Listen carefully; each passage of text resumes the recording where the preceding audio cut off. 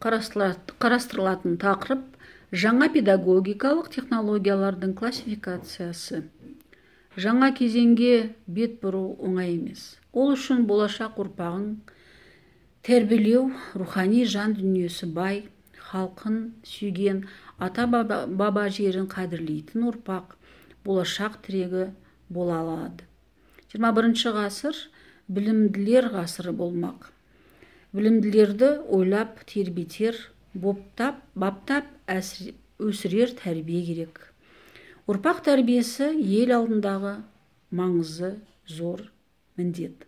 Еліміздің қоғамның экономикалық, саяси, мәдени дамуына үлес қосатын, әлемдік инновацияға көтерілетін білімді де, мәдениетті, парасатты, денсаулығы мықты азамат тәрбиелеп шығару мектептің, ұстаздар қауымының бүгінгі таңдағы баға жетпес міндеті.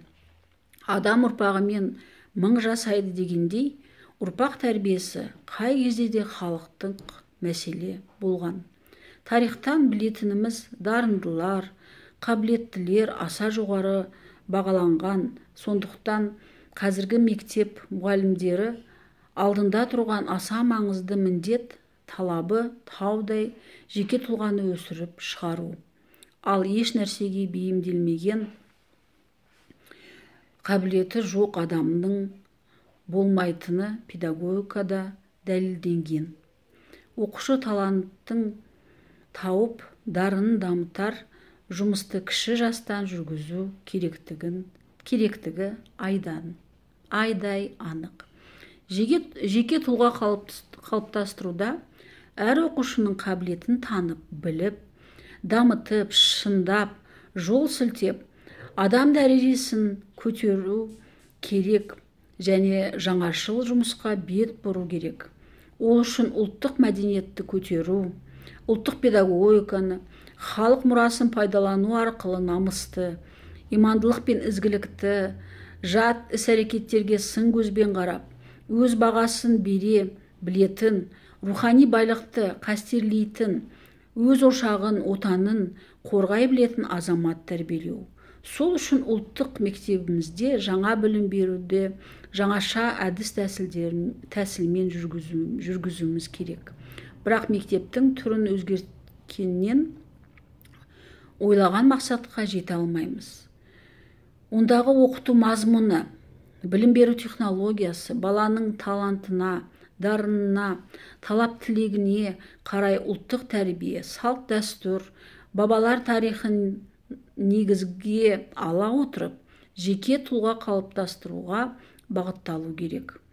Қазіргі таңда педагогика теориясына елеулі өзгерістер еніп, білім беру мазмұны жақсарып, жаңа көзқарастар пайда болып, білім беру құрылымында жаңа технологиялар өмірге келуде. Оқудың жаңа технологияларын алдымен жете меңгерген, онан соң оны оқу мазмұнына балалардың жас және психологиялық ерекшеліктеріне қарай пайдаланудың маңызы зор. Педагогикалық технология ұғымы іс тәжірибемізде жиірек қолданылып практикаға енуде. Ал технология түсіндірмесін сөздікте қандай да болсын істегі, шеберліктегі, өнердегі амалдардың жиынтығы. Ал педагогикалық технология педагогикалық мақсатқа қол жеткізу жолындағы қолданылатын барлық қисынды ілім амалдар мен әдіснамалық құралдардың жүйелі жиынтығы және жұмыс істеу реті деп Кларин айтып өткендей, педагогикалық технология тәжірибеде жүзеге асатын педагогикалық жүйенің жобасы. Ал педагогикалық жүйе дара тұлғаны қалыптастыруға бағытталған, белгілі бір мақсатқа жету жолындағы арнайы педагогикалық ықпалды ұйымдастыруға қажетті өзара байланысқан әдістер құралдарының жиынтығы. Олай болса, дәл қазір бізге осы педагогикалық технологияны дамыту, практикада пайдалану. Педагогикалық технологияның негізі саралап оқыту. Бұл бойынша оқушы Білімді меңгеру деңгейін төртке бөлуге болады. Бірінші төменгі деңгейі міндетті деңгей, қалғаны оқушы қабілетіне қарай игеріледі. Сонда міндетті деңгейді мемлекеттік өлшем ретінде алсақ, білім берудің шығармашылық сипаты қалыптасады. Былайша айтқанда, педагогикалық технология оқушының шығармашылықпен терең ойластырылған көптеген факторлардың үйлесімділігі, оқыту мен тәрбиелік тиімділігін қамтамасыз ететін жанды құрамдас бөлігі. Мектептің ескі құрылысы мен білімінің жаңа мазмұнының арасындағы қарама-қайшылықты жою үшін жүйелі түрде саралап, білім берудің түпкі мақсаты өмірдің сан тараулы дамуын меңгеретін адамға табиғи мүмкіндігі негізінде дамыта тәрбиелеу. Кез келген елдің экономикалық қуат, халқының өмір сүру деңгейінің жоғарылығы, дүниежүзілік қауымдастықтағы орны мен салмағы сол елдің технологиялық даму деңгейімен анықталады. Жалпы қоғам дамуы мен жаңа технологияны енгізу сапалығы осы елдегі білім беру ісінің жолға қойылғандығымен осы саланы ақпараттандыру деңгейіне келіп тіреледі.